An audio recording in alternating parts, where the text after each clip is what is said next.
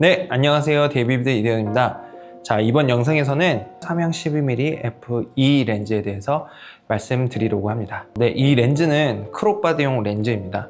저는 원래 소니 알파 6700의 광각은 광각 줌 렌즈인 1020 파워줌 f4 렌즈를 사용을 하고 있었습니다. 그런데 제가 크롭바디를 이제 사용하면서 느낀 점은 크롭바디는 아무래도 풀프레임에 비해 노이즈가 있는 편이니 최대한 밝게 찍는 것이 필요하다는 것이었습니다. 왜냐하면 낮이랑 야외는 괜찮지만 실내에서 조금만 어두울 때 F4로 찍으면 아쉬울 때가 굉장히 많더라고요. 그래서 이제는 밝은 렌즈를 최대한 활용을 하는 게 가장 좋겠구나 이렇게 생각을 해서 밝은 렌즈를 최대한 사용을 하고 있습니다. 그래서 제가 밝은 광각 렌즈를 찾던 중에 찾은 렌즈는 시그마 1018 f2.8 렌즈와 소니 11mm f1.8 렌즈였습니다. 처음에는 시그마 렌즈를 이제 구매를 하려고 했는데, 그런데 기존에 가지고 있던 1020 파워줌 렌즈보다는 조리개가 딱 한 스탑 더 열리는 거여서 조금 아쉽더라고요. 그리고 제가 지금까지 광각 줌 렌즈를 계속 사용하면서 느낀 점은 제가 생각보다 줌을 잘 사용을 하지 않습니다. 대부분 그냥 최대 화각으로 쓰다 보니까, 그리고 또 짐벌용으로 쓰기 때문에 더 그런 것 같아요. 그래서 소니 11mm f1.8을 사야겠다고 생각을 하고 메모를 찾아보고 있었습니다. 그런데 생각보다 80만 원 정도로 가격이 조금 있더라고요. 그리고 중고 매물도 거의 없었어요. 그만큼 많이 쓰지 않는 편인 것 같긴 하더라고요. 크롭바디 렌즈는 좀 저렴하게 쓰는 게 또 맛인데 생각보다 비싼 것 같아서 결제를 했다 취소했다 한 두세 번은 좀 그랬던 것 같아요. 이렇게 반복을 하고 제가 검색 기록이 좀 계속 쌓이다 보니까 갑자기 어느 순간에 네이버의 추천 아이템으로 삼양 12mm f2 렌즈가 뜨더라고요. 저는 이 렌즈를 전혀 모르고 있었거든요. 그래서 보니 화각이 11mm보다 1mm가 딱 높아서 12mm고 조리개도 f2, 그래서 조금 더 높아지긴 하지만 가격이 거의 반값이더라고요. 저는 쿠팡에서 미개봉, 상태 최상 이런 걸로 구매를 했더니 40만 원에 구매를 할 수 있었거든요. 그래서 삼양이 듣보잡 브랜드도 아니고 원하는 가격대와 팩이 만족되어서 구매를 한번 해보게 되었습니다. 근데 제가 사용해보니 진짜 만족스럽더라고요. 그러면은 이제 요소별로 하나씩 어떤 점이 만족스러웠는지 말씀드려보도록 하겠습니다. 먼저 빌드 퀄리티부터 먼저 말씀을 드리자면, 빌드 퀄리티는 풀 금속이 이것도 아니에요. 그래서 조금 가벼운 느낌이 들긴 하는데 크롭바디용은 완전 고급 렌즈들이 많지 않아서 대부분 플라스틱 렌즈인 것 같더라고요. 그래서 크게 개의치는 않았고 소재에 대한 거는 좀 별로 그게 없었었고, 빌드 퀄리티는 플라스틱 치고 굉장히 좋은 편이라고 생각이 들었습니다.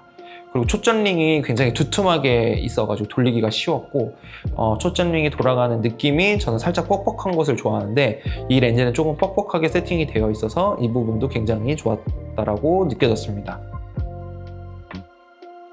AF를 항상 궁금해 하시는 것 같더라고요. 특히 서드파티 제품들에는 더 궁금해 하시는 것 같아요.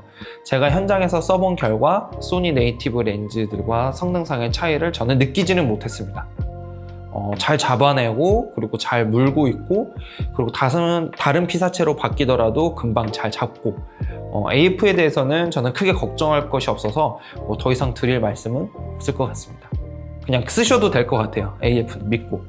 MF를 말씀드리려고 하는데, 저는 매번 영상에서 렌즈에 대해서 말씀드릴 때마다 AF만큼 중요한 게 MF라고 말씀을 드리는데, 바로 영상은 수동 초점도 하나의 요소이기 때문입니다. 그래서 항상 신경을 쓰는데, 사실 이런 렌즈들이 사진 렌즈가 기반이다 보니까 MF에 대해서는 신경을 안 쓰거나 표기를 제대로 해놓지 않는 경우가 굉장히 많아요. 그런데 이 렌즈는 다행히도 리니어 방식으로 수동 초점이 돌아갑니다. 그래서 수동으로 초점을 변경하더라도 영상 내에서 충분히 쓸 수가 있습니다. 다만 제가 이제 포커스를 좀 풀링을 해보다 보니까 포커스 브리딩이 좀 많은 편입니다.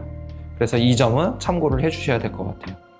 근데 저는 광각 렌즈를 대부분 짐벌에 세팅해두고 오토로 현장 촬영할 때 와이드샷 위주로 하다 보니 포커스 플레이가 많지는 않아요. 그래서 이 부분은 크게 신경이 덜 쓰이기는 합니다.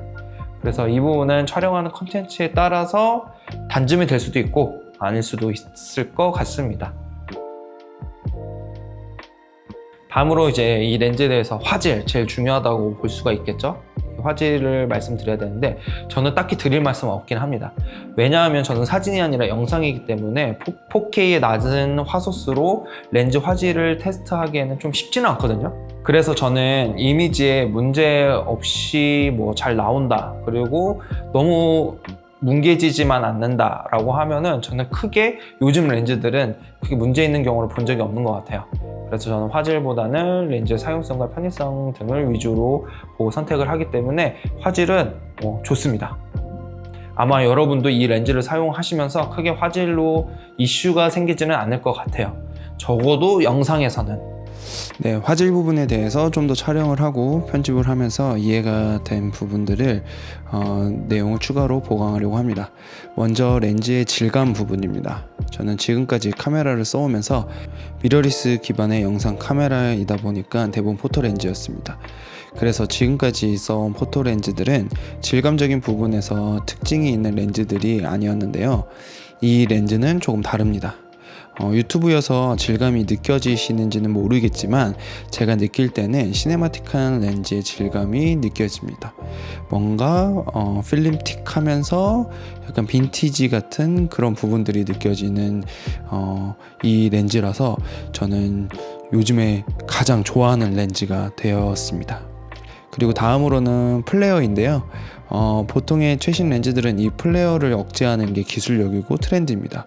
그런데 이 렌즈는 확실히 요즘 포토 렌즈에 비해 오래되기도 했고 비싼 유리알을 안 써서 그런지 플레어가 굉장히 많습니다. 조명에 닿으면 정말 많은 플레어가 대놓고 나오는데 영상하는 저희 입장에서는 오히려 좋습니다. 비싼 아나모필 렌즈들은 플레어를 독특하게 만들기 위해서 노력하고 그게 또 엄청 비싸지는 요인 중에 하나인데 이렇게 플레어가 가득하니 오히려 저는 영상에서 굉장히 좋더라고요. 다음으로는 왜곡을 한번 살펴보겠습니다. 광각 렌즈들은 왜곡이 많을 수밖에 없는데 제가 느끼기에 이 렌즈는 왜곡이 심하지는 않은 것 같습니다. 이미지를 보시면 이미지 내 직선들이 조금 휘거나 그런 것들이 아주 살짝 있어 보이긴 하는데 저는 잘 눈에 안 띄기는 하더라고요. 그래서 문제가 있어서 못 쓰겠다 이 정도는 아닌 것 같고요. 저는 지금까지 쓰면서 왜곡 때문에 문제가 되었던 적은 전혀 없었습니다. 그리고 다음으로 색감은 조금 특이합니다. 탐론 렌즈나 시그마 그리고 소니 렌즈에 비해 약간 누런 색감을 가지고 있습니다. 그래서 삼양 렌즈들은 오줌기가 있다고 다른 감독님은 그러시기도 했고 이런 것 때문에 싫어하시는 분들도 있으신 걸로 알고 있어요.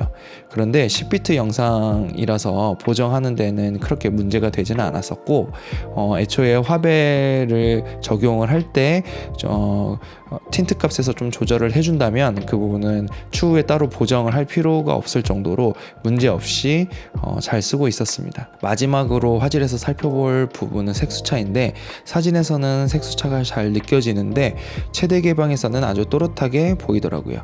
F4부터 조금씩 사라지고 F5.6부터는 많이 개선되는 것 같습니다. 그런데 영상에서는 최대 개방에서도 색수차가 잘 안 보였습니다.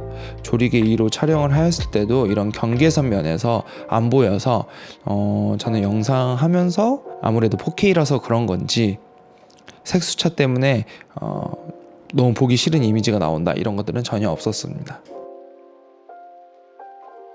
다음으로 말씀드리고 싶은 거는 F2의 밝은 조리개인데요. 일반적인 줌렌즈 F2.8보다 한 스톱 더 밝은 조리개를 가지고 있어서 확실히 어두운 환경에는 유리할 것 같습니다.